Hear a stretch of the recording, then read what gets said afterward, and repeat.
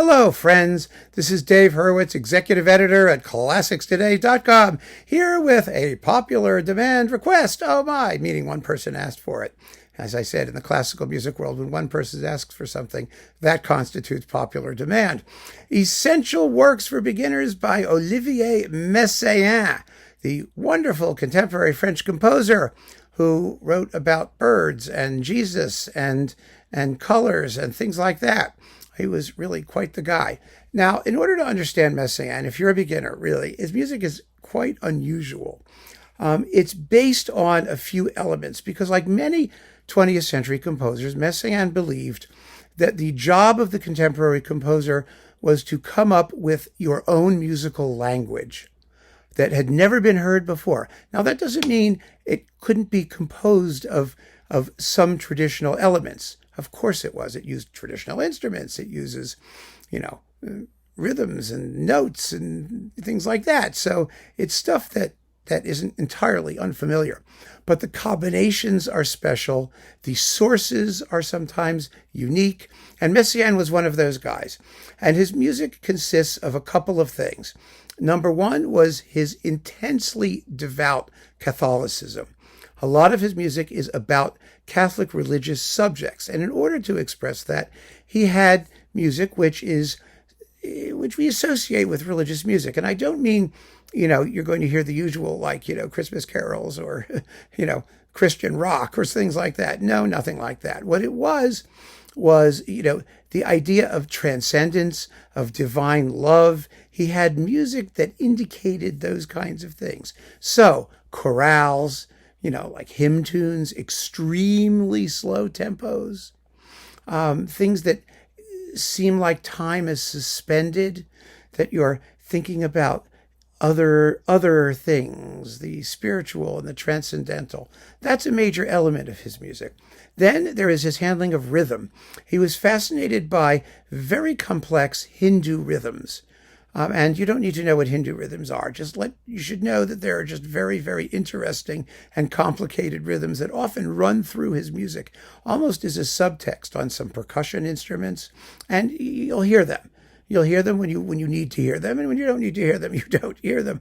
But it gives his music a certain primal quality, as often as not, because of this rhythmic element. And that primal quality also adds a certain degree of sort of spiritual quality to the music, because the more primal it gets, the more spiritual it becomes. Remember that in music, and this is an important point, I think, especially for people sort of starting out, the way that we express spiritual qualities in music is largely by denying music vocal qualities, by making it sound more than human, not merely somebody singing a song. Because somebody singing a song is whatever the song is about. But if you do have a song-like thing, it's got to be bigger or longer or somehow larger than what a single person would do on a normal day when they're humming around doing laundry, for example. That, for example, is why choral music is often used for religious music, because you have massed voices. It's larger than human. And that's a quality that Messiaen understood extremely well. So you've got rhythm, you've got the religious element, then you have birds, birdsong. Birdsong was representative for Messiaen of what you might say God in nature. He thought that birds were nature's natural song makers, and he used actual bird songs, which he notated and then diddled in various ways. He'd stretch them out, make them longer or shorter, or play them in different registers. A bird is usually a pretty high-pitched tweet, tweet, tweet. He'd play it on the bass of the piano or on a trombone as wop, wop, wop, things like that. So bird song is a major, major, major element of his musical vocabulary. And then there was his synesthesia. He saw actual harmonies as colors. He would tell people, play that more orange, please, and things like that. Now, we don't have to see things as colors the way he saw them as colors, but because of that, because he had definite associations with specific harmony, he came up with a harmonic system that involved everything from pure normal, chords, like C major chords of normal harmony, to extremely dissonant, crazy chords, all of which represented different shades of color. And so we don't need to know what the colors were. We just have to know that there's a system of harmony associated with these things. Now, because he was Roman Catholic, I think, or partly because he was Roman Catholic in any sense, I'm getting garbled here, partly because of his religious beliefs, he was a dogmatic composer. That is, he believed in his religion, that it expressed certain truths, and those truths he expressed in his music. And so his music is as strictly dogmatic as his religion. And that doesn't mean it's a bad thing. I'm not saying that to be critical. Please understand that. I'm not. I'm saying it to describe what it is, because there are certain doctrinal things that you must believe to be Catholic, just as you must believe certain things to be Jewish or whatever religion you are. And those things you find in his approach to musical form, believe it or not, meaning his music occurs in blocks. And these blocks express the thing that he's expressing, whether it's the birds or the transcendental or the baby Jesus or whatever it is. And they alternate with blocks that do something else, and then they come back. And they're usually not modified. So his forms are generally easy to hear. However weird the music is that fills those forms, the way he handles structure is in a block-like way. One thing, then the next thing, then the other thing comes back, then maybe the other thing comes back. Very simple. His handling of form is extremely simple. What is complex is his harmony, his handling of texture, and his rhythms. And once you understand where the originality, the complexity lies, his music, I think, is really pretty straightforward, because it does exactly what it says it does, even if what it says it does is what we might consider to be rather bizarre. So you start off, here are 5 works that I think are essential for beginners interested in listening to Messiaen. The first is the Turangalîla-Symphonie. Now, Turangalîla means cosmic love, play, death, creation, Sanskrit thing.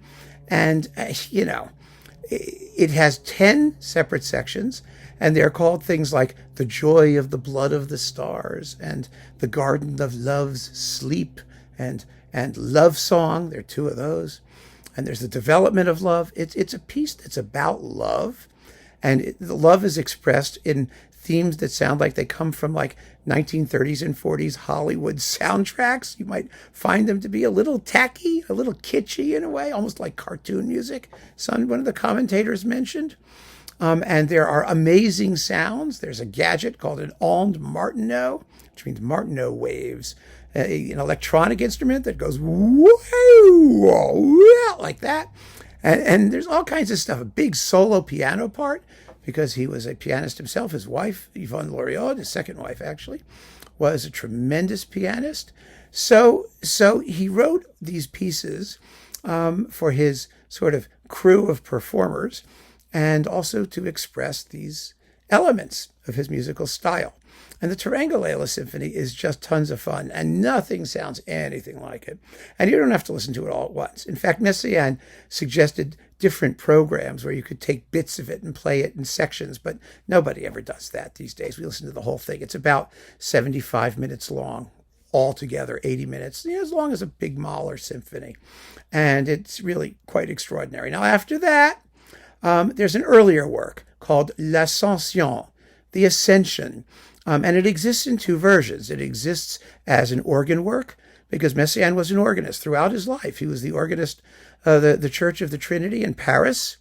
And you could go every Sunday and hear him play the organ. And he wrote absolutely iconic 20th century works for organ, which have exactly the same elements as all of the rest of his music. But I'm not going to talk about those works, because organ music is kind of an acquired taste. But if you like his style, you'll hear exactly that in the organ music as well. And it's in 4 movements, and it ends with a divine transfigured love piece. And there's an Alleluia on the cymbals and trumpets. It's a religious work in 4 movements, and it's really one of his more easy and traditional pieces. It's been recorded several times. You may want to start there. I like to start with Turangalîla because you might as well just like get your feet wet. That's how I feel about it. But L'Ascension, the Ascension, is a beautiful work all by itself, and it's only about like 25 minutes long or so. So it's a lot easier if you're short on time. Then we've got the Quartet for the End of Time. This is an absolutely brilliant chamber work for piano, clarinet, violin, and cello.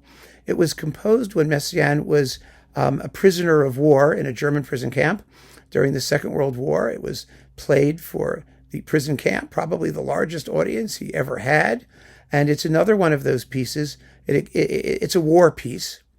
It's about, well, texts and ideas sometimes taken from the book of Revelations at the end of time, the end of days, with movements that have titles that are appropriate. Some of them are for only a section of the entire group. In fact, the last movement, and it's another piece like the Turangalîla-Symphonie. It's in several movements, and the movements have titles, and you get each player gets like their own opportunity to shine.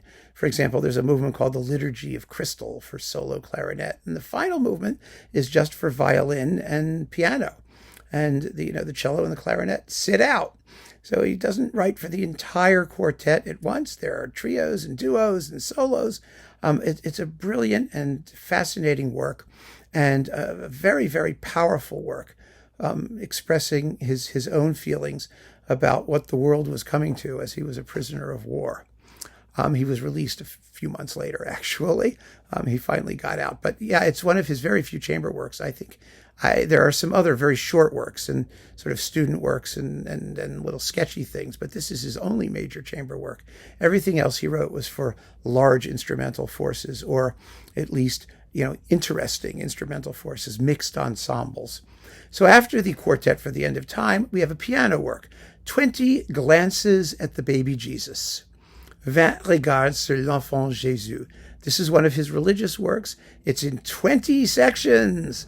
It lasts a couple of hours or thereabouts. It's for solo piano.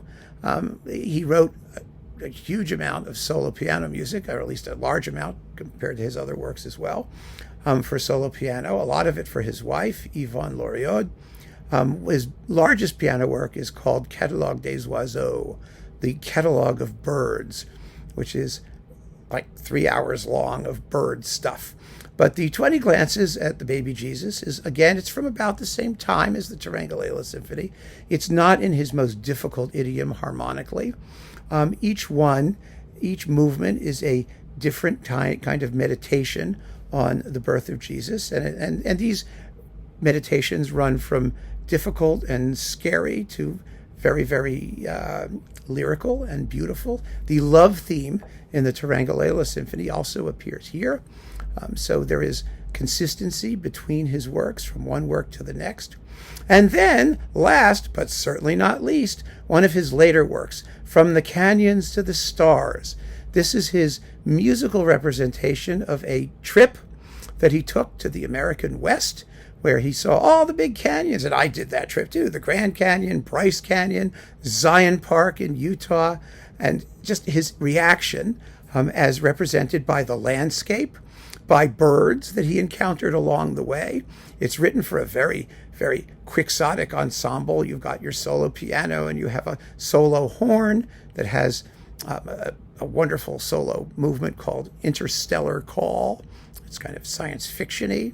You've got a wind machine. You've got like a sand canister, and it's about the sights and sounds of the American West and their transcendental imagery, the transcendental imagery that they aroused in him as he contemplated these wondrous natural sights. It's like the Turangalîla-Symphonie. It's in a bunch of movements. It ends with a big, beautiful chorale with gongs and things crashing, and it's amazing. An amazing piece, but a tougher piece to listen to than the Turangalîla-Symphonie. So if you like Turangalîla and you want to move on from that, From the Canyons to the Stars would be your next logical choice. And if you take time, plenty of time, to imbibe these works and get comfortable with them and you like Messiaen's language, if it speaks to you, then you can feel confident in listening to any of the other pieces that he created at your leisure. So keep on listening, friends. Thanks for joining me. Take care.